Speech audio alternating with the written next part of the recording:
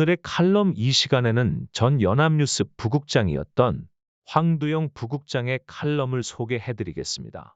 담당의 최진영 KUMC TV 보도국장입니다.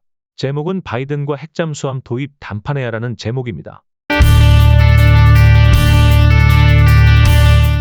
윤석열 대통령은 2023년 4월 바이든 미국 대통령과의 워싱턴 한미정상회담에서 워싱턴 선언을 통해 한국의 핵확산 금지 조약 NPT 준수를 재확인하는 대신 한미핵협의 그룹 창설과 미국 전략핵 잠수함 SSBN의 정례적 한국 기항 등을 포함하는 강화된 확장 억제 방안에 합의함으로써 기존의 재래식 무기에 기반한 한미군사동맹을 핵동맹으로 업그레이드하는 성과를 거두었다.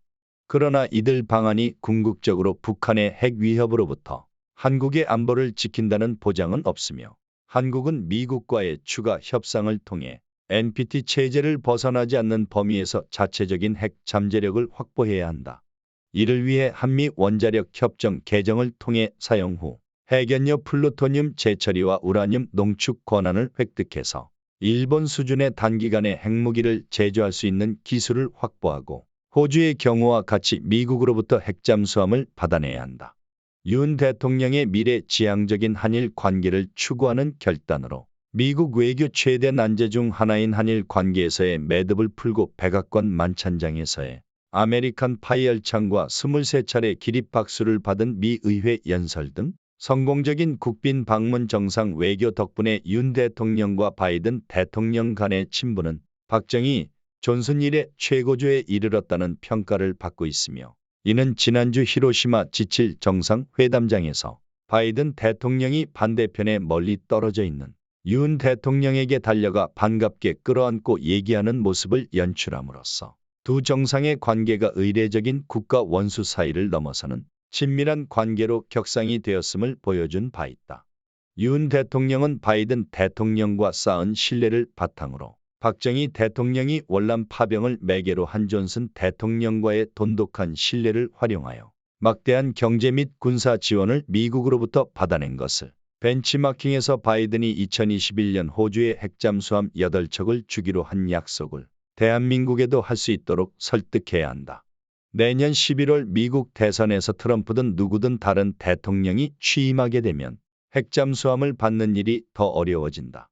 바이든은 이미 호주에 핵잠수함을 주는 전례가 없는 결정을 한번 했기 때문에 한국이 설득하기 쉬우나 바이든이 아닌 다른 미국 대통령으로서는 처음 내려야 하는 결정이기 때문에 훨씬 어렵다. 미국이 진전된 확장 억제 방안을 한국에 제안한 이유는 비등하는 한국의 자체 핵무장 여론 때문이다. 북한에 점증하는 노골적인 핵무기 위협으로부터 대한민국을 지키는 확실한 방법은 자체 핵무장이다.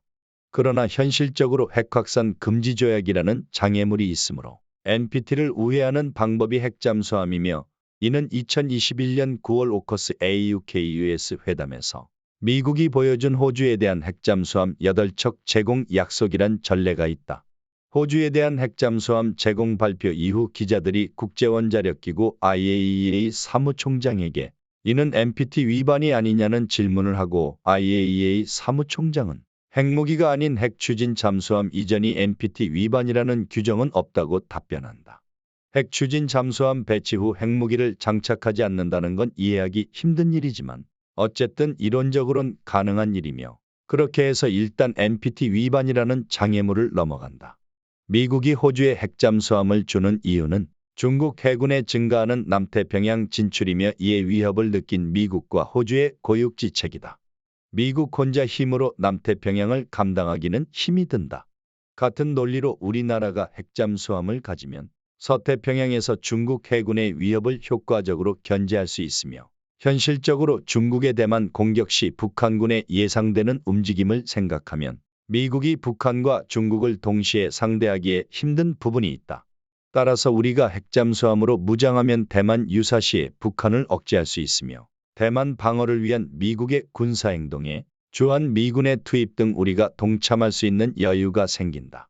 핵잠수함이 없으면 우리는 북한의 대남 도발 위험으로 미국을 지원할 수 없으며 미국이 중국과 북한의 동시 도발을 혼자서 감당할 수 없다.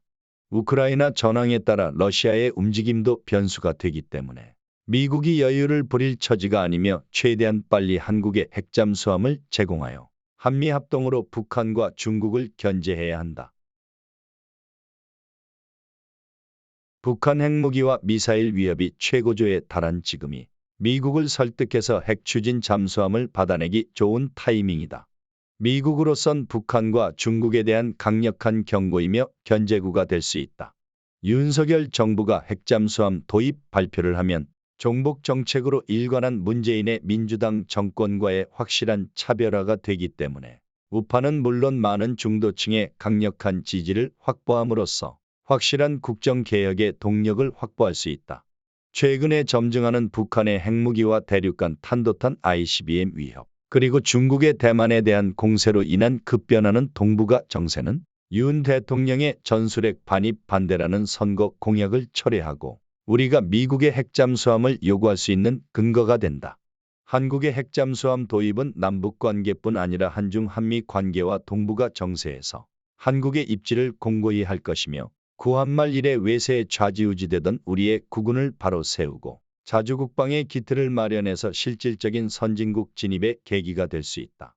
인도와 파키스탄은 각각 6차례의 핵실험을 하고 핵무장국이 되었으나 아직 ICBM을 확보하지 못한 반면 북한은 핵무장뿐 아니라 ICBM 발사 성공이라는 전무후무한 상황을 만들어 동북아뿐 아니라 기존 국제 정세의 힘의 균형을 뒤흔드는 강력한 게임 체인저로 등장했다. 푸틴의 우크라이나 전쟁과 미중 관계의 대립으로 중국과 러시아가 거부권을 행사해서 유엔 안보리에서 북한 핵실험과 ICBM 발사에 대한 제재가 불가능한 상황이다. 이런 급박한 국제 정세의 변동으로 인해 우리의 입장도 바뀔 수 있으며 바뀌어야만 한다. 윤석열 정부는 시간이 없다는 절박한 심정으로 최대한 빨리 미국과의 협상을 통해 핵잠수함을 확보해야 하며 호주와는 비교되지 않을 정도로 우수한 우리나라의 잠수함 및 선박 건조와 방산 기술을 활용해서 최대한 빨리 핵잠수함 도입을 완료해야 한다. 작년 호주에서 좌파 노동당으로 정권이 교체된 후 자유당이 2021년 미국과 체결한 핵잠수함 도입 협정을 폐기하지는 못하고 도입 시기를 늦추는 방향으로 가고 있다. 호주나 유럽의 좌파 정부와는 결이 다른 종북 좌파 더불어민주당이 집권하는 경우 조작과 선전선동을 통해 윤석열 정부와 미국과의 핵잠수함 도입 협정을 무력화시킬 가능성도 있다. 윤석열 대통령이 바이든 대통령을 설득해서 핵잠수함을 받게 되면 이는 이승만 대통령이 미국을 설득해서 한미방위조약을 체결해서 대한민국의 공산화를 막고 자유민주주의를 지킨 공로에 버금가는 업적이 될 것이다. 경제는 잘 사느냐 덜 잘 사느냐의 문제지만 북한의 핵 위협에 노출된 대한민국에서 안보의 실패는 죽느냐 사느냐의 문제이며 이는 수천 년 한반도 역사가 보여준다. 우리가 호주를 벤치마킹해서 미국을 설득해 핵잠수함을 만들면 일본도 핵무장을 하고 핵확산 방지협정 NPT가 무력화된다는 논리는 북핵 위협에 직접 노출된 우리가 해야 할 걱정이 아니다. 일본이 핵무장을 하든 핵잠수함 도입을 하든 미국과 일본이 결정할 일이며 우리가 관여할 일이 아니다. 1991년 노태우 정부의 한반도 비핵화 선언으로 우리만 일방적으로 미국의 전술핵을 철수하고 북한은 계속 핵무기를 개발해서 북한은 현재 핵무장을 완성하고 우리는 북핵의 인질이 되어 있는 것이 현실이다. 1975년 NPT 체제는 기존 핵무기 보유국인 유엔 상임이사국 미국, 러시아, 중국, 영국, 프랑스의 핵무기 보유만을 인정하고 더 이상의 핵확산은 안 된다는 것이다. 그러나 현실은 이스라엘, 인도, 파키스탄, 북한까지 핵무기 개발에 성공했다. 인도, 파키스탄, 북한은 미국의 반대를 견디며 개발에 성공하고 이스라엘은 미국의 지원으로 개발을 완수했다. 미국은 호주의 핵잠수함 개발을 지원한다고 발표했다. 남아공은 핵무기를 개발했다가 흑인 정권으로 넘어가면서 자발적으로 핵을 포기하고 우크라이나는 소련 붕괴 후 러시아와 미국 등 서방의 경제 지원과 안보 보장을 대가로 러시아에 핵무기를 넘겼다. 이란이 현재 핵무기를 개발 중이라는 이유로 미국과 서방의 무한 탄압을 받고 있으나 이스라엘과 호주는 미국의 지원으로 핵무기를 확보했다. 이것이 국제정치의 현실이다. 키는 미국이 가지고 있으며 문제는 미국을 어떻게 설득하느냐이다. 북한은 중국과 러시아의 비호 아래 이스라엘, 인도, 파키스탄처럼 NPT 체제를 거슬러 이미 핵무기 보유국 지위를 확보했으며 전략핵 무기를 실전 배치하는 수준에 도달하고 우리에게 노골적으로 핵 위협을 가하고 있다. 푸틴은 우크라이나의 핵전쟁을 불사한다는 위협을 하고 있다. 보유국 숫자가 수십 개국으로 증가할 것이라는 수십 년 전 케네디 대통령과 석학들의 예언이 현실이 되었다. NPT 체제의 전제는 기존 5개 핵보유국이 핵전력을 감축한다는 것인데 현실은 그들도 핵전력을 증강 중이다. 핵 확산이 멈추고 NPT 체제가 유지되기 힘든 이유다. 이런 국제정치의 역학 구도에서 북핵에 직접적이고 즉각적인 위협을 받는 우리가 호주의 예를 따라 미국을 설득해서 핵잠수함 무장을 하는 것이 불가능한 일은 아니다. 중국이 호주에 가하는 군사적 위협의 정도는 북한이 한국에 가하는 위협에 비할 수 없다. 미국은 일본의 핵 재처리 시설을 지난 수십 년 동안 용인해서 일본은 핵무기를 무제한으로 만들 수 있는 양의 고농축 우라늄을 확보하고 있다. 일본이 대륙간 탄도탄 ICBM은 없으나 H-로켓을 계속 발사하고 있으며 H-로켓의 핵탄두만 올리면 대륙간 탄도탄 ICBM이 된다. 북한의 미사일과 핵무기를 비난하는 일본은 사실상의 핵무기와 ICBM 보유국이다. 이는 북한이 주장하는 그들의 핵무장 이유 중에 하나이기도 하다. 동북아에서 핵 강국인 중국과 러시아 그리고 북한의 핵 개발과 일본의 사실상의 ICBM과 핵보유국 지위를 생각할 때 한국도 핵무장을 통한 동북아의 힘의 균형을 이루어야 하며 튼튼한 안보를 바탕으로 경제개발에 매진할 수 있는 토대를 마련해야 한다. 따라서 윤 대통령은 바이든 대통령을 설득해서 핵잠수함 제공 약속을 받아내야 하며 핵잠수함 도입과 실전 투입 후 실제 핵무장 여부는 시간을 두고 할 수 있는 여유도 있으며 호주의 경우와 같이 핵잠수함 도입 자체는 핵무장이 아니라는 논리를 펼 수 있다. 핵탄두를 장착하지 않은 핵잠수함 도입이 NPT 체제의 위반이라는 명확한 규정이 없는 것도 현재의 NPT 체제의 허점이기도 하다. 미국이 호주에 핵잠수함을 주는 이유는 호주의 전임 자유당 정부가 중국과의 경제, 정치, 국방 등 모든 면에서 전면전쟁에 돌입했기 때문이다. 호주는 일시적인 경제 타격을 감수했으며 중국과 북한의 무한 굴종으로 일관한 문재인 정부와 정반대의 길을 보여준 것이다. 미국, 영국, 호주의 3강 연대 오커스가 중국 견제용이며 북한과 중국의 지척에서 문재인의 대한민국이 대중 견제를 제대로 하지 못해서 미국이 중국의 견제를 위해 호주를 선택했다. 윤석열 정부가 한미 동맹과 경제 협력을 강화해서 바이든 대통령에게 확신을 주면 윤석열 정부도 호주와 같이 미국으로부터 핵잠수함을 받을 수 있다. 그 과정에서 중국과의 관계는 단기적으로 나빠지겠지만 추후 언제든 계기를 만들어 회복할 수 있다. 지금 필요한 것을 얻기 위한 단계적 전략이다.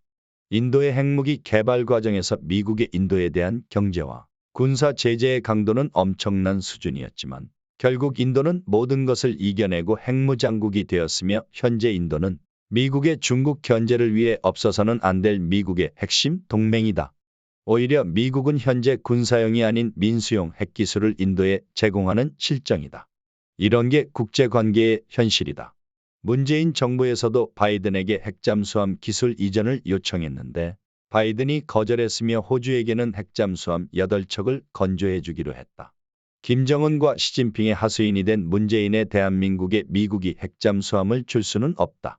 윤석열 정부는 호주의 보수 자유당 정부를 벤치마킹해서 확실한 친미 정책으로 미국의 핵잠수함을 받을 수 있다.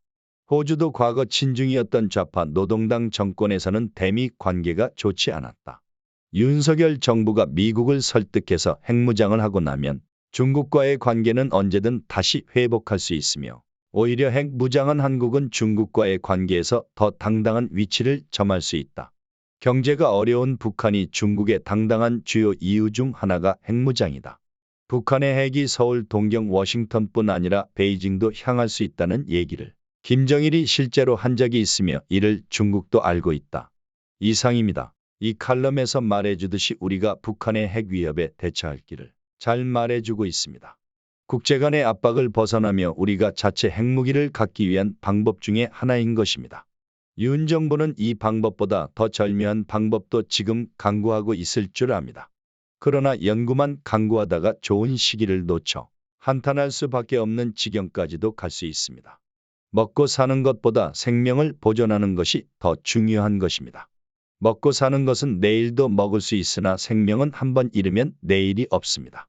이상 오늘의 칼럼 시간을 마칩니다. 담당의 최진영 KUMC TV 총괄보도국장입니다.